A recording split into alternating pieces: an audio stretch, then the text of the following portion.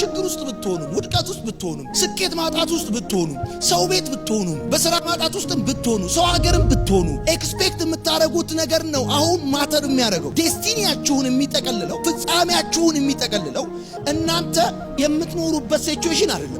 ትተዋችሁን የሄዱ ሰዎችም አይደለም። አሁን ቤት ያሉትም አይደሉም። የአገሬ ልጆች ሰይጣን ኤክስፔክቴሽናችሁን ከወሰደባችሁ ዘመናችሁን በጠቅላላ አንድ አይነት ሁኔታ ውስጥ እንድትቀመጡ ነው የሚያደርጋችሁ። ዴስቲኒያችሁ ያለፋችሁት በዴስቲኒ አይደለም የሆነው፣ ኤክስፔክት የምታረጉት ነገር ነው የሚሆነው። ጌታ በልብ ኤክስፔክት የምታረገውን ነገር፣ የምትጠብቀውን ነገር ጀሪካንም ተሸከም፣ ኩንታልም ተሸከም፣ ምንም ሁን፣ ሱቅ ላይም ቁም፣ ሱቅ እየሸጥክም ቢሆን ከሰማይ አንጻር የሚብራራ በመጣ ጊዜ የምትለው ነግሮኛል ብለህ የምትለው ኤክስፔክት የምታረገው የምትጠብቀው የጻፍከው የነገረ እንዲና እንደዚህ አደርጋለሁ ያለ መጨረሻችሁ መጥፎ ታሪካችሁ ሳይሆን የምትጠብቁት እሱ ይሆናል። ቡናም እየሸጣችሁ ቢሆን፣ ምግብም እየሰራችሁ ቢሆን፣ ተራም እያስከበራችሁ ቢሆን፣ ኪራይ ቤት ውስጥም ብትሆኑ፣ ሰው ቤትም ብትሆኑ፣ እንጀራም እየጋገርሽ ቢሆን የምትጠብቂው ነገር ካለ ይመጣል። አንድ ቀን ይገላግለኛል፣ ይመጣል፣ ከዚህ እሳት ውስጥ ያወጣኛል። ረጅም ዘመን አልጋ ላይ የተኛችሁ በቴሌቪዥን የምትከታተሉኝም ሰዎች ከሆናችሁ አመታት አስቆጥራችሁም ከሆነ አልጋችሁ ላይ መጀመሪያ አካባቢ የሚመጡ ጥያቄዎቻችሁ አሁን ላይ መጡ ይችላል። በመጀመሪያ አካባቢ የሰማችሁት የእግዚአብሔር ቃልና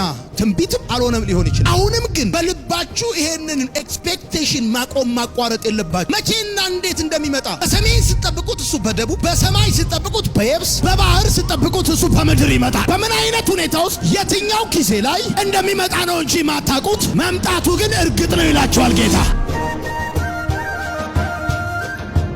እናንተ አይደለም ወደዛ ሁኔታ የምትሄዱት፣ እኔ ወደ እናንተ መጣለሁ ይላችኋል። ማንኛውንም አይነት ገደብ አልፎ ይመጣል። እኔ ሳምራዊ ሆኜ ሳለ፣ አንተ አይሁዳዊ ሆነ ሳለ በመካከላቸው ገደብ አለ። የምትጠብቀው ነገር ገደቡን ጥሶ ክልከላውን ጥሶ ወደ እሷ እንደመጣ ልክ እንደዚህ ጌታ እንዲህ ይላችኋል፣ ገደቡን አልፎ ወደ እናንተ ይመጣል።